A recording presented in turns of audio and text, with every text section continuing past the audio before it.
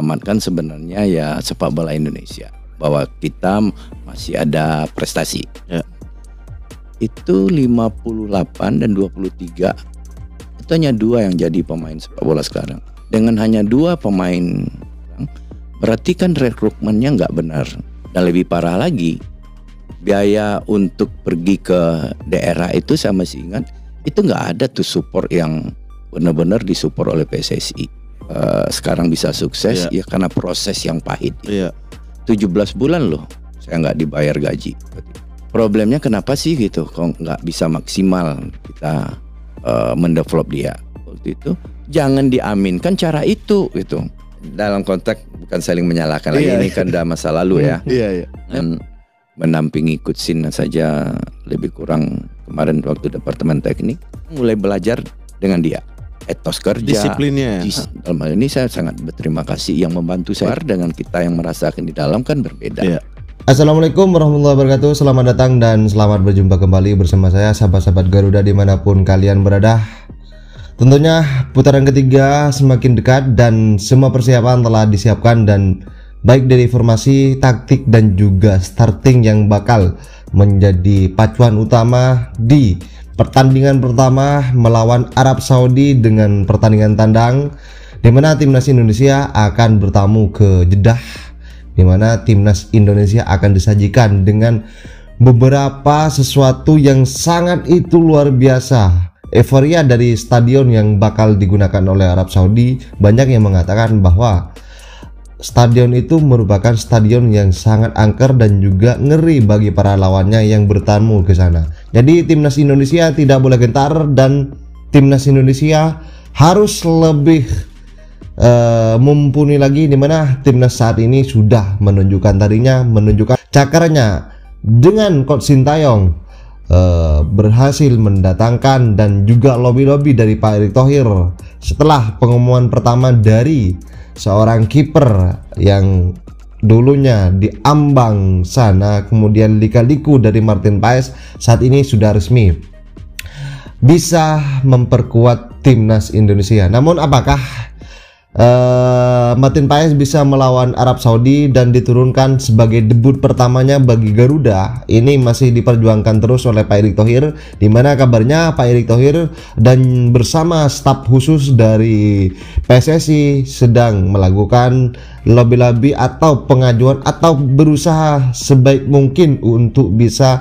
memperbaiki lini, baik lini belakang, lini tengah ataupun lini depan dari timnas Indonesia. Dan juga ini sahabat-sahabat Garuda, kalau kita bicara dari bagaimana seorang pelatih yang sebenarnya membuat strategi dan menaikkan mental dari para pemain, Coach Sintayong itu sudah luar biasa dalam meracik dari fisik dan mentalnya. Juga tidak salah lagi seorang Coach Sintayong bisa menjadi contoh dari para pelatih yang ada di Indonesia sini. Jadi pelatih lokal harapannya bisa menimba ilmu dengan sebaik mungkin. Dan juga sudah dicatatkan oleh Coach Indra Sapri, yang dulunya Coach Indra Sapri ini ketika hidup di zaman dulu di PSSI sebelum Pak Erick Thohir, bahkan dari Coach Indra Sapri di sini katanya tidak mendapatkan amunisi dan kurang dukungan dari PSSI yang dulu. Dan pada saat ini bersama Pak Erick Thohir tentunya punya implementasi yang luar biasa. Dan sahabat-sahabat Garuda, ini bagaimana sebuah kritikan atau sindiran keras Coach Indra Sapri kepada para cawe-cawe yang katanya anti naturalisasi, anti diaspora dan anti Sintayong. Dan saat ini bersama Pak Erick Thohir sudah luar biasa. Oke sahabat-sahabat Garuda, biar tidak salah paham, mari kita simak bersama pernyataan dari Coach Indra Sapri yang mensekakmat dari para anti ataupun cawe-cawe ya. Dan tanpa basa-basi lagi, mari kita simak bersama, dan tanggapan kalian silahkan ditulis di kolom komentar. Ini berkat kerja tim yang harus diselamatkan sebenarnya ya sepak bola Indonesia, bahwa kita masih ada prestasi. Dan saya memang tahun 2013 ya, dan saya masuk di tim nasional itu 2011 pertama kali. Pertama kali saya masuk, diberikan kesempatan waktu itu menangani tim nasional U16 menuju ke kualifikasi Piala AFC di Bangkok. Iya. Awal pertama kali saya melatih tim nasional itu kan diberikan pemain 58 atau 56 pemain di bulan Ramadan waktu itu. Saya pilih 23 dan saya berangkat ke Bangkok. Ya alhamdulillah 4 kali main 5 kali kalah gitu. Tim Gagal. pertama ini ya. Tim pertama. Oke. Jadi jangan lihat keberhasilannya saja gitu. Iya. Saya gagal di situ dan alhamdulillah nggak dipecat karena memang waktu itu pelatih usia muda ini kan banyak pelatih yang berminat gitu. Saya nggak dipecat dan orang yang berjasa banget ke saya waktu itu Om Bob Hippie, tahu? Bob Hippie. Ya. Bob Hippie, legendnya tim nasional juga. Dan dia yang meminta saya waktu itu. Dan setelah pulang dari karena pemain itu semua kan tidak ada yang saya pilih. Nah, terus apa fakta yang saya temuin? Itu 58 dan 23 itu hanya 2 yang jadi pemain sepak bola sekarang. Argianto, Bagas Adi yang sekarang di Bali United. Ya. Cuma 2 itu. Kenapa? Dari fakta itu yang 58 dan 23 yang saya terpilih itu anak-anak DKI dan sekitarnya. SSB di dalam DKI saja. Dan sekitarnya. Yang kedua, dengan hanya 2 pemain yang jadi pemain profesional sekarang, berarti kan rekrutmennya nggak benar. Setelah itulah baru saya melakukan pencarian pemain sendiri. Idealnya kan harus dari kompetisi. Betul. Kita melihat kan. Tapi kan nggak ada. Tahu sendiri. Nggak ada waktu itu memang betul-betul suratin pun kurang rapi lah, ya kan. Dan tidak semua asprof yang ikut waktu itu. Akhirnya saya belusukan ke 34 provinsi. Dan itu saya lakukan dari tahun 2012 ke 2013 dalam rangka pembentukan yang tim nasional yang Evan Dimas dan kawan-kawan untuk AFF U19 ya, itu. Cuman dinamikanya 2 tahun itu luar biasa. Kan orang bilang untuk sukses organisasi bagus, modal harus kuat, betul. Program harus bagus. Ini organisasi masih ingat kan dualisme. Betul. Ya. Kepengurusan ada KPSI sama PSSI. Nah, saya berjalan di organisasi yang lagi dualisme. Dan lebih parah lagi, biaya untuk pergi ke daerah itu saya masih ingat, itu nggak ada tuh support yang benar-benar disupport oleh PSSI. Dan puncaknya yaitu tadi, bukan saya nggak ikhlas ya, nanti nggak ikhlas nanti nggak jadi amal saya. Tapi ini saya sampaikan bagaimana buat evaluasi lah kita ke depan. Evaluasi dan dinamika kenapa sekarang bisa sukses ya karena proses yang pahit. Iya. Yang buat orang-orang yang cuma lihat ujungnya juara, ada proses yang berdarah-darah. Ada proses yang berdarah-darah. 17 bulan loh saya nggak dibayar gaji waktu itu. 17 bulan. Ya kalau nggak percaya tanya ke Pak Lanyala, sekarang Pak Lanyala yang bayar waktu itu. Nah, jadi di situlah kita bentuk tim nasional U19 yang era Evan Dimas ya. Itu alhamdulillah buahnya ya juara setelah 22 tahun kan. Dan lanjut setelah itu kan kualifikasi AFC. Betul. Dan kita lolos Piala Asia setelah berapa puluh tahun gitu. Iya. Bahwa di Indonesia ini nggak gila bola itu, maksudnya gila bola supporternya, tapi pemain bola tuh sedikit ternyata. Iya. Anak usia 4 sampai 15 tahun itu data statistik terakhir itu sekitar 40 sampai 45 juta orang. Masa sih enggak ada 10% Tuhan nggak sayang begitu ya. Ini pemain bola 10% kan berarti kan banyak berarti potensinya. Problemnya kenapa sih gitu kok nggak bisa maksimal kita mendevelop dia.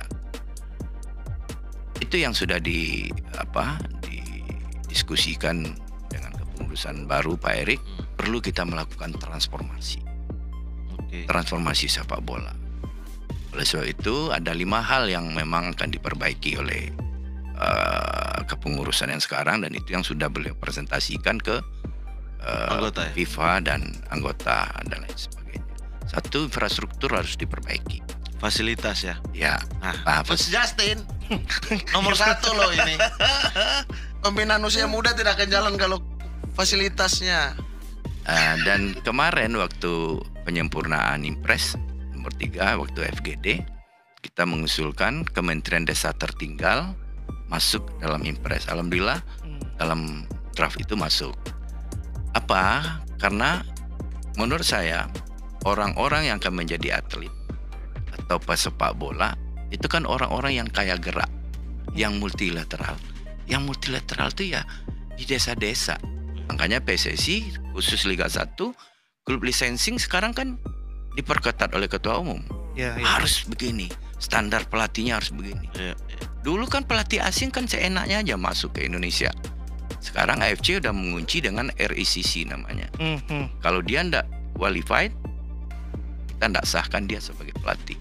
Nah, ini tahapan ini yang sekarang mulai dikerjakan. Karena tahun pertama ketua umum sudah bikin statement, tim nasional dulu kita perbaiki.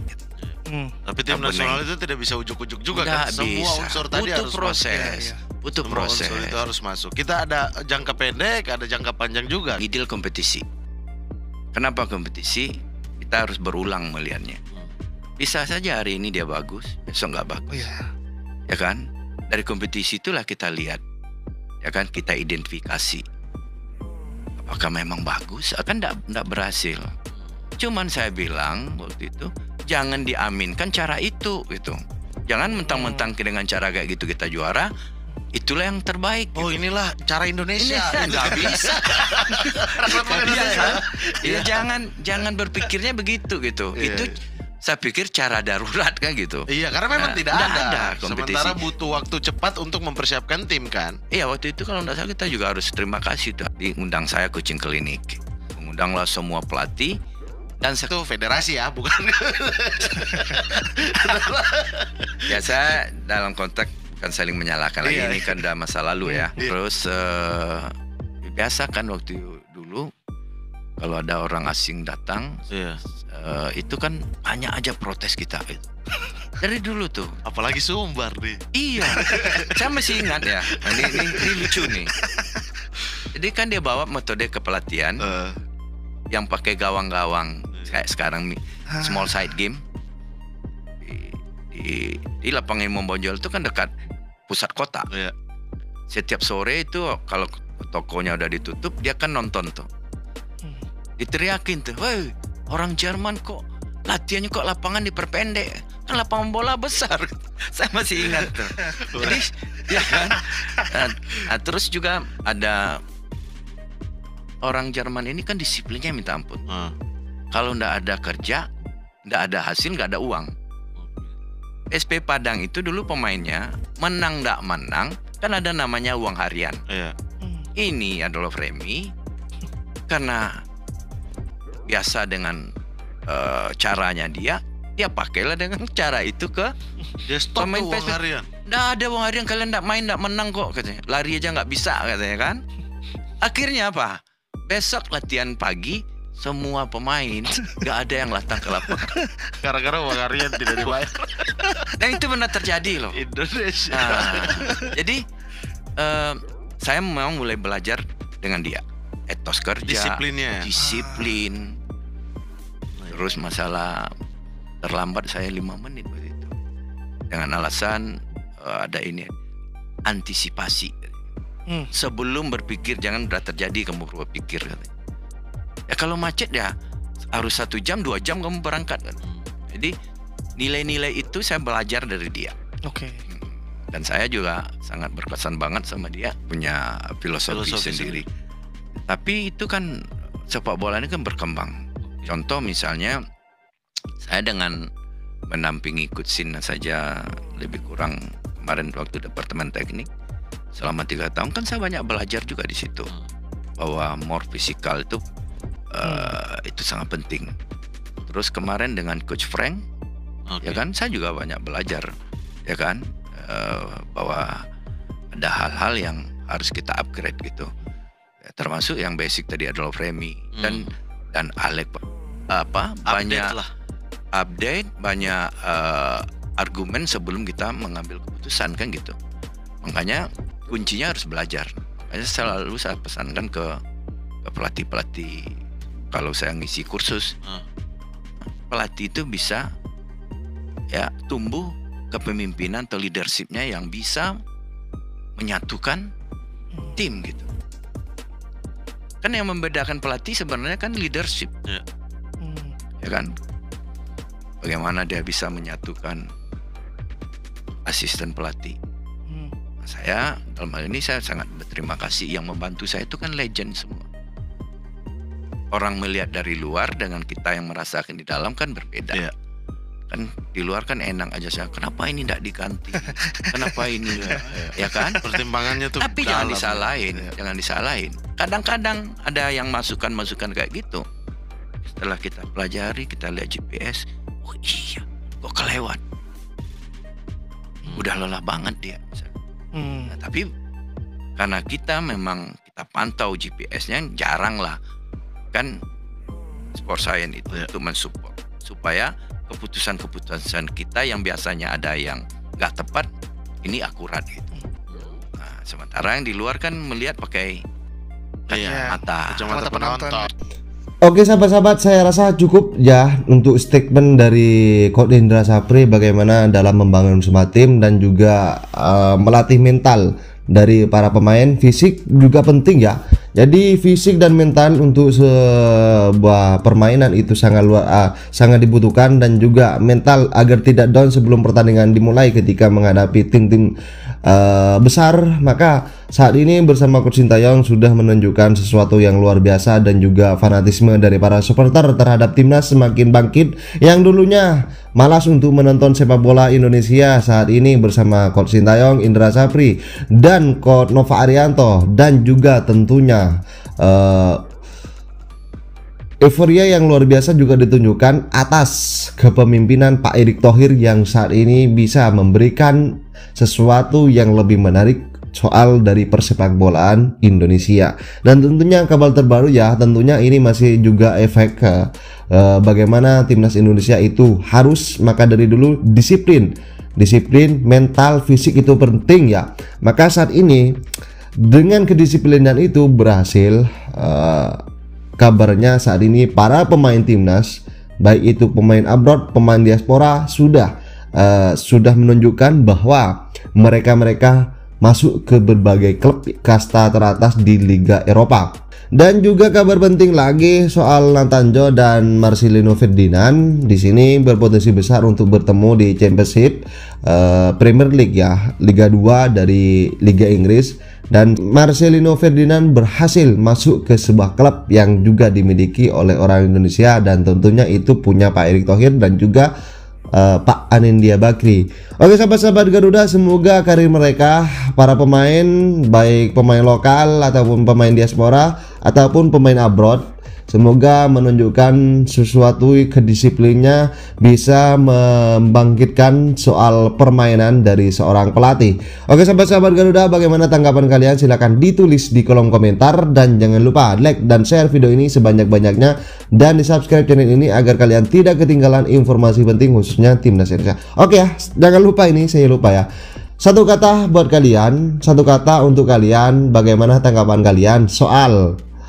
yang Bung Tower katakan bahwa pelatih Sintayong mendatangkan seorang pelatih baru, yaitu asisten dari striker, itu adalah bukti kegagalan Coach Sintayong. Dan terbarunya ketika dia melakukan upload video menyatakan bahwa ternyata ini dan itu membuktikan bahwa dirinya cawe-cawe, anti naturalisasi Bung Toel yang katanya WWWW dan segala macam. Saat ini dia sudah menunjukkannya, sudah apa ya, yang kayaknya sudah kelepek-kelepek ya. Oke sahabat-sahabat Garuda, salam sepak bola sehat, salam sepak bola keren, salam sepak bola bersih. Bersama saya, salam olahraga.